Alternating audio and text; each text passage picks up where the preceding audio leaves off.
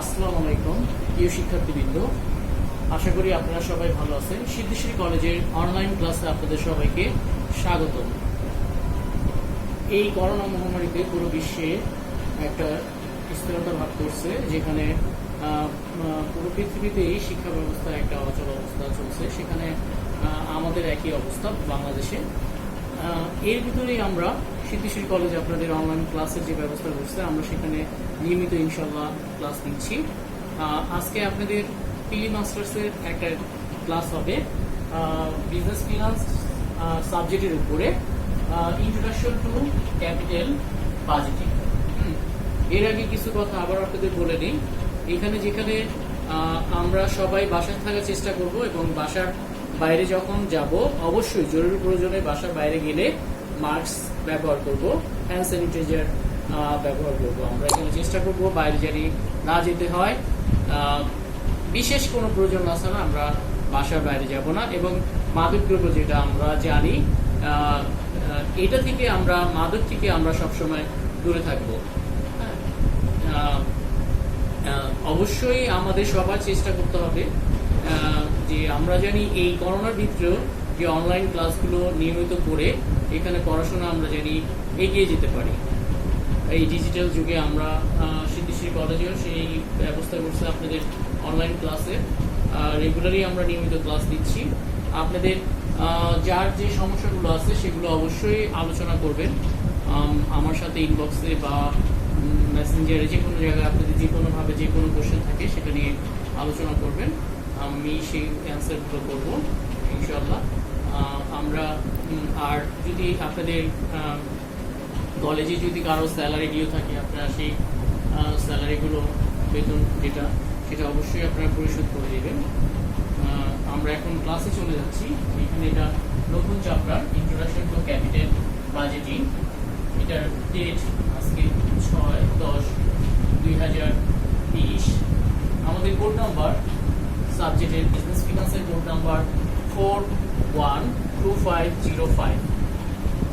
Chapter 8, lecture 1। এটার উপরে আজকে ফার্স্ট লেকচার, পিলি masters, preliminary of masters 2016 and 17 সেশনের আমরা এটা নিব। আজকে আমি এটার উপরে ফর্মুলাগুলো লিখে দিব, তারপর আমরা ক্লাস নিয়ে আলোচনা করব। আমরা ফর্মুলা 1 নম্বরে এখানে একটু লিখি। আমরা প্রথমে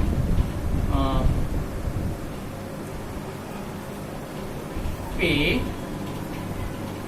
back period, payback period PBB।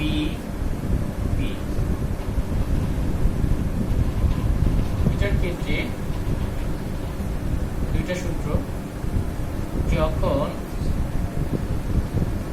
Cash in flow equal হবে,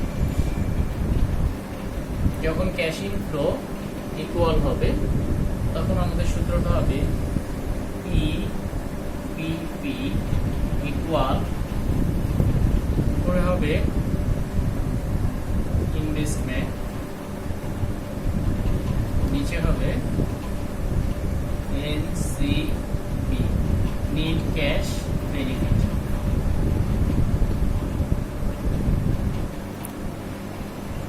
এটা হবে 1 নম্বর সূত্র পেব্যাক পিরিয়ডের। এই নাম্বার 2 নাম্বার, যখন ক্যাশ ইন ফ্লো ইকুয়াল হবে, যখন ক্যাশের ফ্লো ইকুয়াল হবে না, আমার প্রতি বছর যে ক্যাশটা চলে আসবে সেটা যদি ইকুয়াল না হয় তখন আমরা কি করব? তখন আমরা লিখব পি বি পি। এরপরে আমরা এখানে লিখব A plus NCO minus C divided D. এই বছর যে বছর আমার ইনভেস্টমেন্টের কাছাকাছি হবে, এনসিও নেট ক্যাশ আউটলে বা investment minus C cumulative cash inflow যেটা ইনভেস্টমেন্টের কাছাকাছি, আর ডি আমাদের যে ইয়ারটা ইনভেস্টমেন্টের কাছাকাছি তার পরবর্তী বছরের ক্যাশ ইনফ্লো।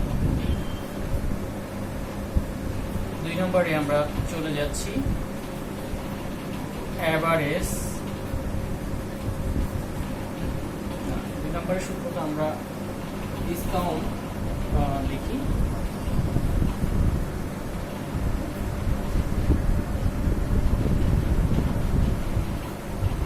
ডিসকাউন্ট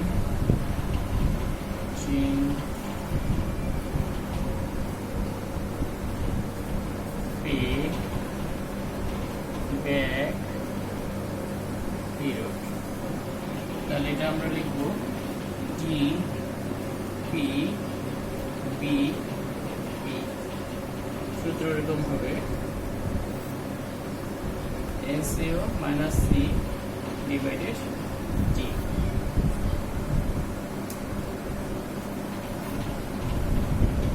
তিন নম্বর সূত্র চলে যাই আমরা।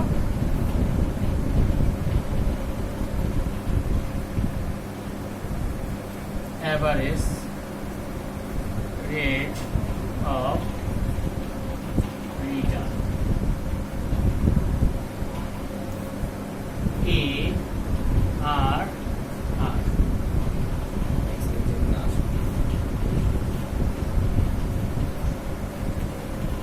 ARR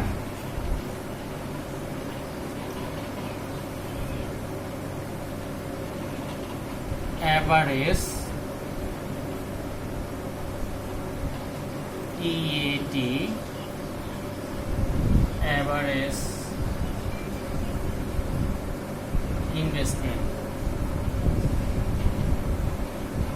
into 100। 4 নম্বর সূত্র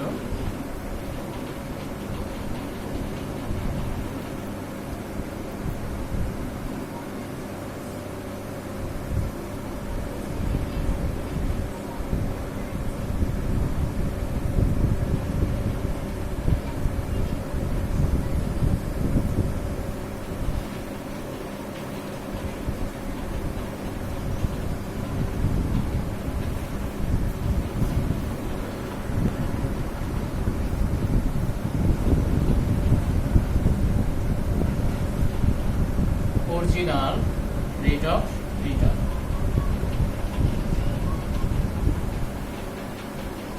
ROI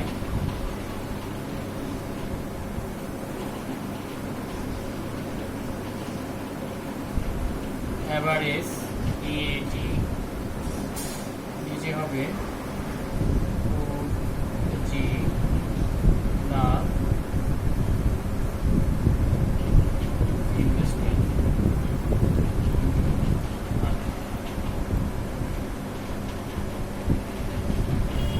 5 নম্বর সূত্র আমরা চলে যাচ্ছি।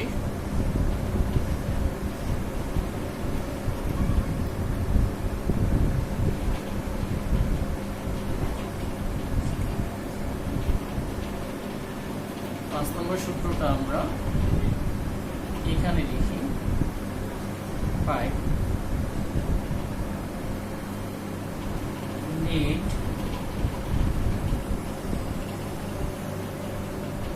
present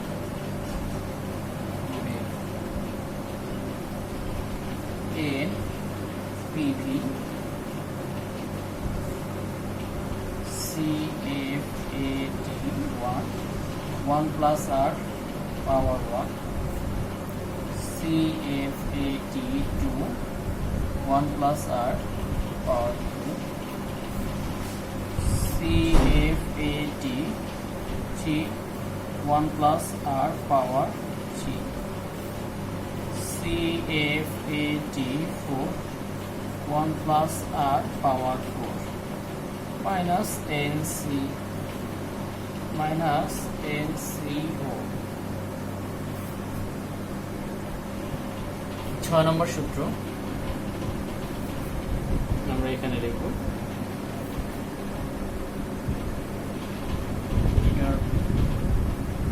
internal rate of return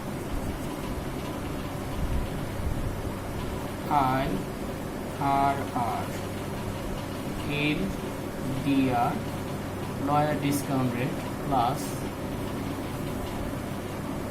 NPV of lower discount rate, NPV of lower discount rate minus NPV of higher discount rate, bracket a higher discount rate minus lower discount rate. 7 নম্বর সূত্র আবার internal rate of return. এরপরে 7 নম্বর সূত্র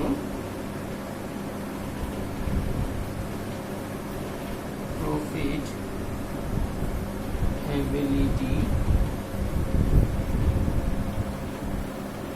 index, PI,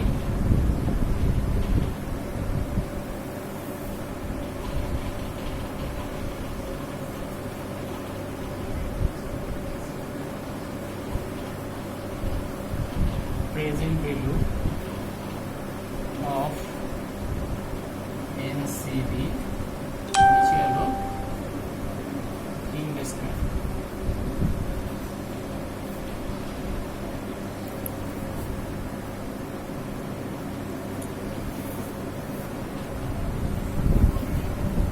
আমরা 8 নম্বর সূত্রটা উপরে লিখি, last সূত্র formula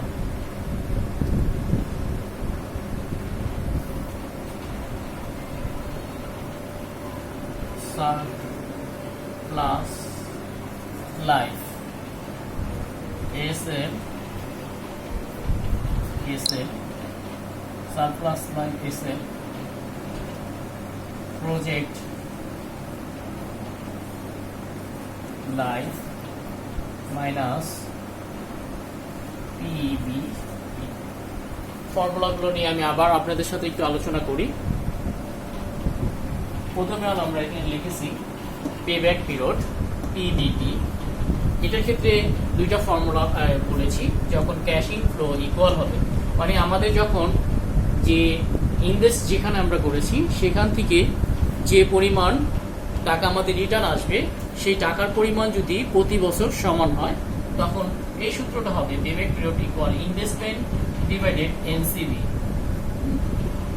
2 নম্বর BD, আমরা যখন ক্যাশ ইনফ্লো ইকুয়াল হবে না, আমরা জানি প্রতিটা প্রজেক্টে ক্যাশ ইনফ্লো ইকুয়াল হয় না, যখন ইকুয়াল হবে না তখন আমরা 2 নম্বর সূত্রটা ইউজ করব A plus NCO minus C divided D।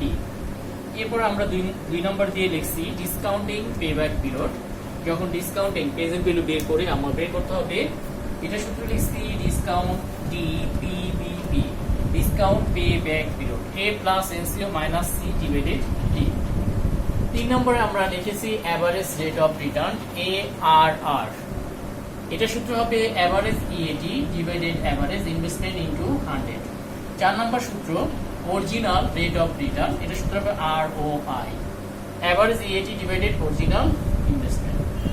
এরপর আমরা 5 নম্বর সূত্রটা এখানে লিখেছি net present value NPV, CFAT1, CFAT মানে প্রথম বছরের CFAT cash flow after tax 1 plus R power 1, CFAT2 মানে দ্বিতীয় বছরের cash flow after tax 2 1 plus R power 2, CFAT3 1 plus R power 3, CFAT4 1 plus R power 4 minus NCO net cash outlay বা investment.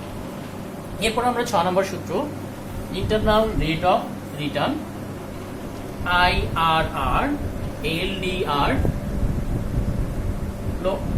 lowest discount rate, NPV of lowest discount rate, NPV of lower discount rate minus NPV of higher discount rate, lower discount rate। তাহলে lower discount rate, NPV of lower discount rate, NPV of lower discount rate, NPV of higher discount rate, এটা হলো 6 নম্বর সূত্র। 7 নম্বরের profitability index PI, present value of all, এখানে all হবে of all NCB বা CFAT, নিচে হবে ইনভেস্টমেন্ট। এই হলো আমাদের 7টা সূত্র। 8 নম্বর হলো surplus life SL project life minus PVP PBP আমাদের প্রিভিয়াস পিরিয়ডের যে রেজাল্টটা বের হবে। তাহলে এখন আমরা একটু জেনে নিব আমাদের এখানে অ্যাভারেজ ইএটিটা, অ্যাভারেজ ইনভেস্টমেন্ট এগুলো কিভাবে বের করে। আমরা একটু সাইডে লিখে দিব, এটা মুছে ফেলতেছি আমি, ফর্মুলাগুলো আপনারা লিখে রাখবেন। আমরা এখানে নোট হিসেবে লিখে রাখি আমরা ফর্মুলার ক্ষেত্রে আমাদের যেগুলো কাজে লাগবে। 1 নাম্বার দিয়ে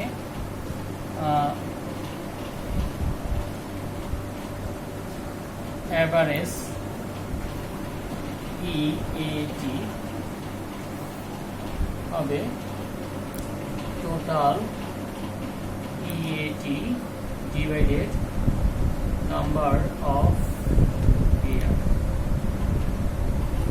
2 নম্বরে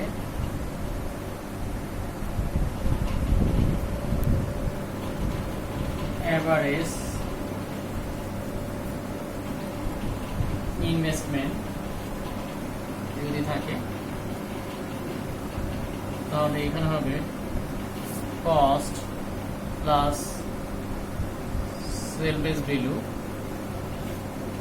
ডিভাইডেড 2। 3 নাম্বার 3 নম্বরের ক্ষেত্রে আমরা যাব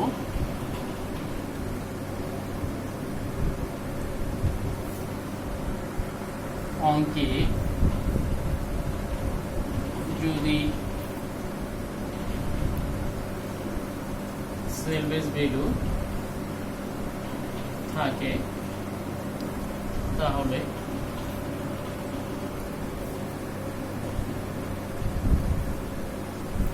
ডিপ্রিসিয়েশন বের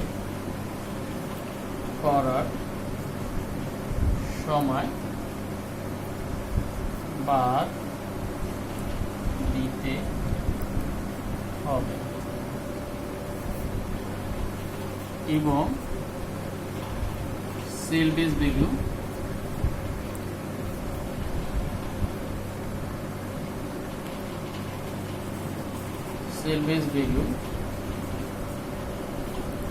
শেষ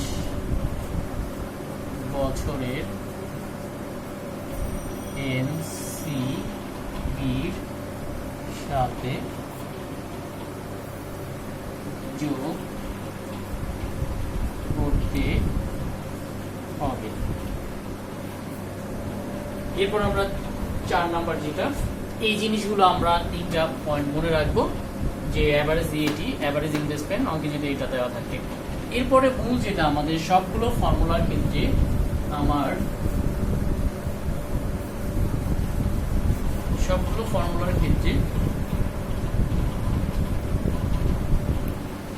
আমি একটু লিখে দিই,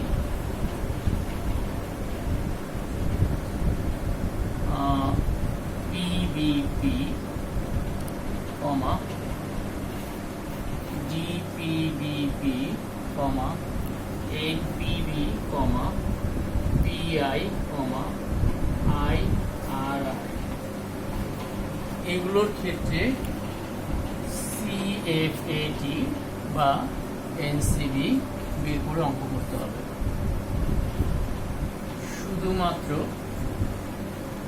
শুধুমাত্র এআর আর আরওআই ক্ষেত্রে ইএটি দিয়ে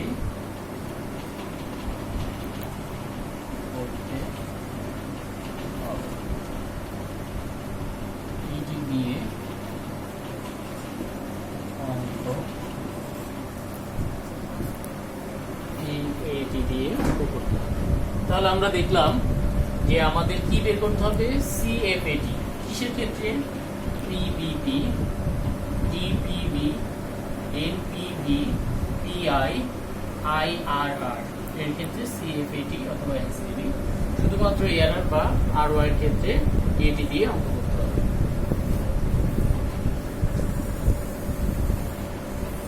আমি একটু দেখে দিই এখানে বের করার সিস্টেম কলম করতে হবে 1 2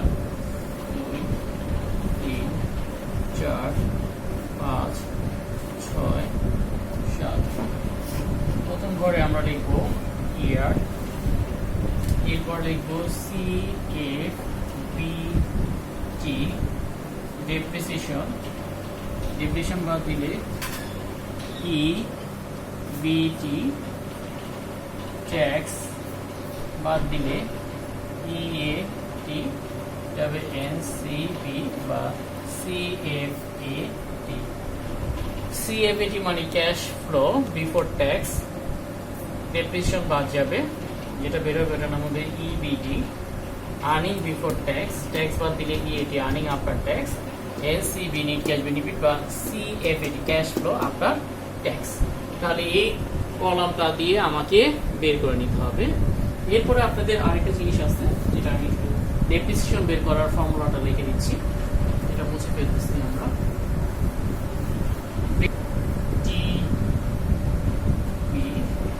Depreciation cost minus sale base value divided life বা আমাদের মূল সূত্র সবকিছু নিয়ে আলোচনা শেষ। এখন আমরা আজকে একটা অঙ্কে চলে যাব। আমরা অঙ্কটা দেখে নিই, আমি সাইডে লিখে আপনাদের অঙ্কটা করাবো। এটা পুরোটা মুছে ফেলতেছি আমি। Investment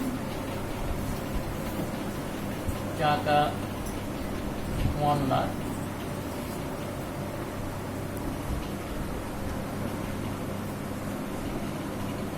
years 5,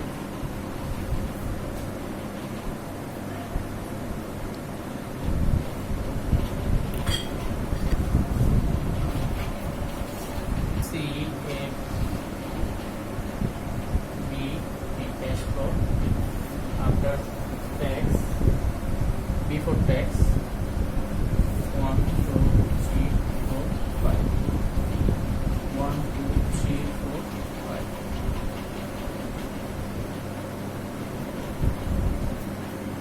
26,000, 30,000, 32,000, 35,000, 40,000। কোশ্চেন আমরা লিখে নিলাম। ডিসকাউন্ট রেট দেওয়া আছে আমাদের,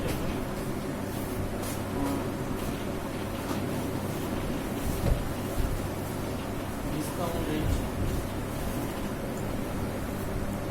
10%, ট্যাক্স রেট আমরা 40% ধরলাম। এরপরে আমাদের রিকোয়ার্ড, আমাদের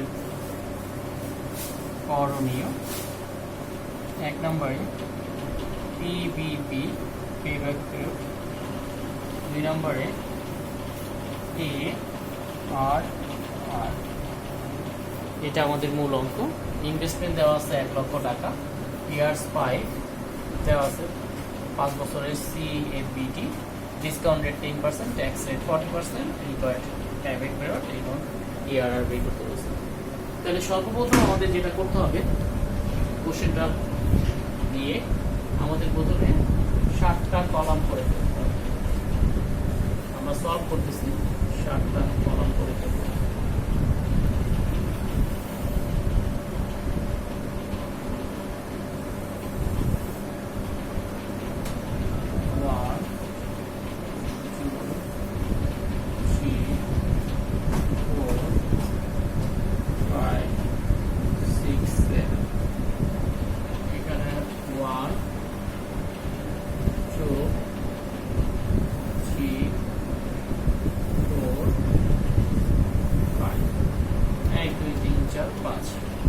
আমরা 5টা রো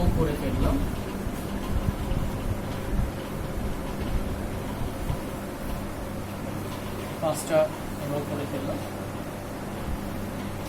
উপরে লিখব ক্যালকুলেশন অফ CFAD বা NCB নেট ক্যাশ বেনিফিট। এখানে লিখলাম আমরা ইয়ার, এখানে লিখলাম CFBT, এখানে GB ডিপ্রিসিয়েশন, এখানে EBT, এখানে হলো ট্যাক্স 40% দেওয়া আছে, এখানে হলো EAT, এখানে হলো CFAT। 1 2 3 4 5 অঙ্ক 5 বছরের এখানে কোশ্চেনে দেওয়া আছে। আমরা প্রথম বছরে 26,000 আমরা এখানে লিখে ফেলি 26,000। দ্বিতীয় বছরে দেওয়া আছে 30,000, আমরা 30,000 লিখে ফেললাম।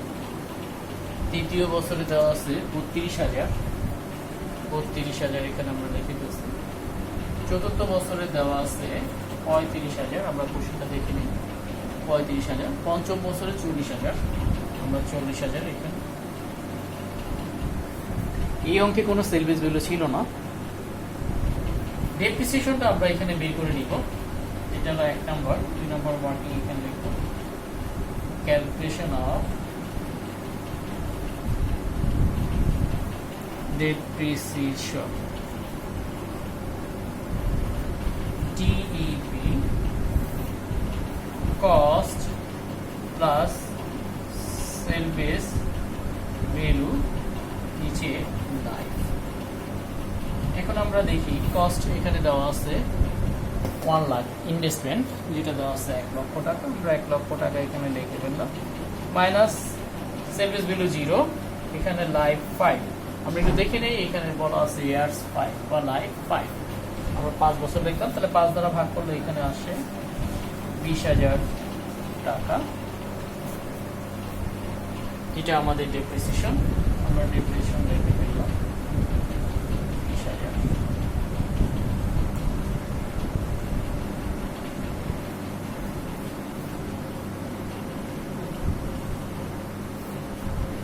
এরপরে এটা থেকে যদি আমরা CFAT দিকে আমরা ডেপ্রিসিয়েশন বাদ দিব, 20,000 বাদ দিলে এখানে 6,000, 30,000 বাদ দিলে এখানে 10,000, 32,000 বাদ দিলে 12,000,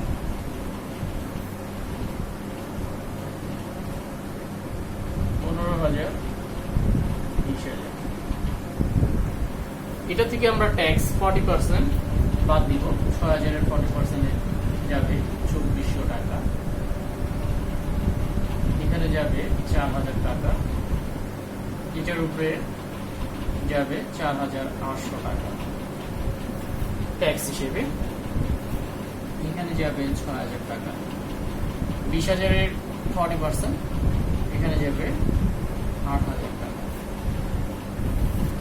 তাহলে ইবিটি থেকে ট্যাক্স বাদ দিলে আমার যেটা বেরোবে এটা হলো ইএটি। এখানে ইএটি হবে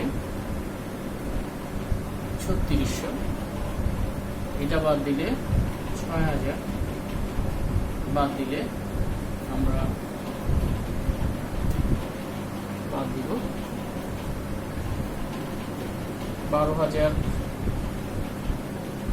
12,000 মাইনাস 4,800 7,200 হবে। এটা বাদ দিলে এখানে 9,000, এটা বাদ দিলে 12,000। এখন আমরা ইএটির সাথে লাস্ট ইএটির সাথে আমরা ডেপ্রিসিয়েশনটা যোগ করে দিব। এটা গভর্নমেন্টকে ট্যাক্স কম দেওয়ার জন্য আমরা এটা বাদ দিয়েছিলাম। এখন ডেপ্রিসিয়েশনের টাকা আমাদের প্রতিষ্ঠানে থেকে যায়, এটা যায় না প্রতিষ্ঠান থেকে, যে কারণে ডেপ্রিসিয়েশন আমাদের ইএটির সাথে যোগ করে দিতে হবে। তাহলে এটা আমরা 20,000 এর সাথে যদি 3,600 যোগ করি তাহলে এখানে 23,600। 20,000 এর সাথে যদি আমি 6,000 যোগ করি 26,000। 20,000 এর সাথে যদি আমি 7,200 যোগ করি 27,200। 20,000 এর সাথে যদি আমি 900 যোগ করি 29,000। 20,000 এর সাথে যদি আমরা 12,000 যোগ করি তাহলে 32,000। এটা হলো আমাদের CFAT বের হয়ে গেছে। আমাদের পেব্যাক পিরিয়ডের ক্ষেত্রে দরকার CFAT আর এআরআর এর ক্ষেত্রে দরকার আমাদের ইএটি। তাহলে আমরা এখানে 40% ডিসকাউন্ট সব আমাদের এখানে আছে। আমি এখন মুছে আমরা পেব্যাক পিরিয়ডটা বের করব। এই সাইডটা আমরা মুছে ফেলতেছি কোশ্চেনটা।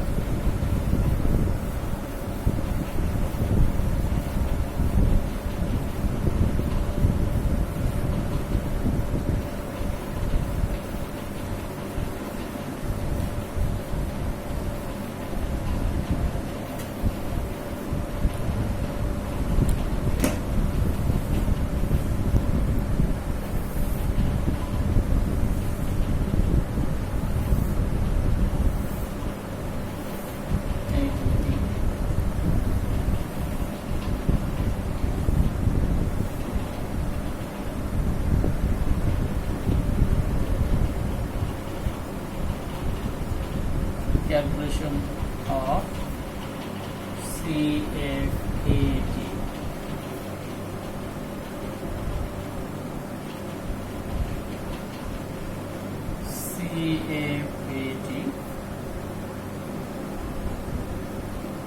Cumulative CFAT 1, 2, 3, 4, 5.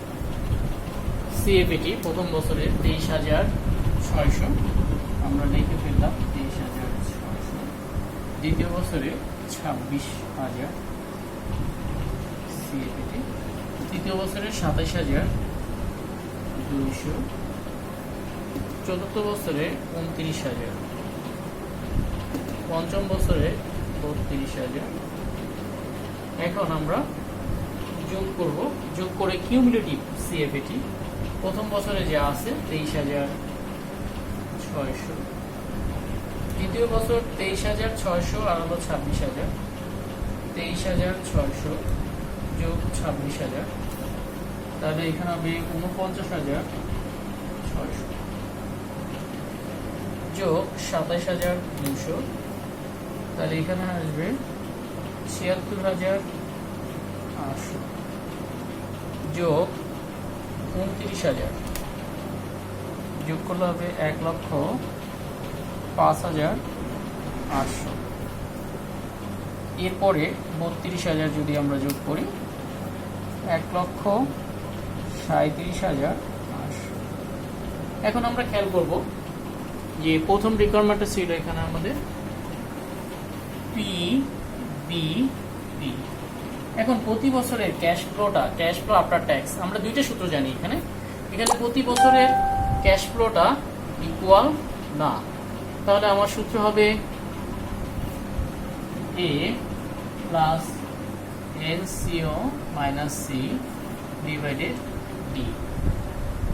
A ইনভেস্টমেন্টের কাছাকাছি, কিউমুলেটিভ কাছাকাছি আছে, বেশি হওয়া যাবে না। তাহলে আমার ইনভেস্টমেন্ট ছিল 1 লক্ষ, কাছাকাছি হবে এটা, এটা হবে C।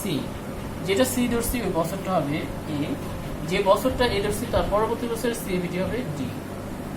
এবার মান বসাই দিই আমরা, তাহলে A হবে C প্লাস NCO আমার 1 লাখ মাইনাস C দেওয়া আছে এখানে 76,800, 76,800, D দেওয়া আছে 29,000, D 29,000। এখন আমরা 3 প্লাস 1 লক্ষ মাইনাস 76,800, 23,200, 29,000, 23,200 বা 29,000 0.8, 3.8। এটা হলো আমার পেব্যাক পিরিয়ডের রেজাল্ট।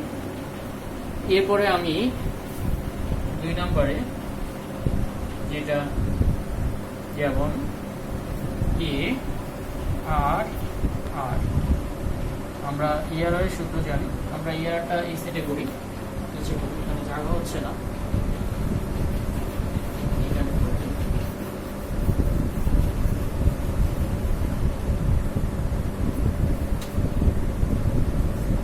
AR সূত্রটা হবে average EAT, average investment into 100. Here average EAT, এখানে আমার ইএটিটা আমরা যোগ করে নেই, 3600 যোগ 6000 যোগ 7200 যোগ 9000 যোগ 12000, টোটাল হলো 37,805 বছর ভাগ 5, 7,560। তাহলে এখানে আমরা পেয়ে গেলাম 7,560। অ্যাভারেজ ইনভেস্টমেন্ট আমরা বের করে নিই। অ্যাভারেজ ইনভেস্টমেন্ট এটা মুছে নিই আমরা।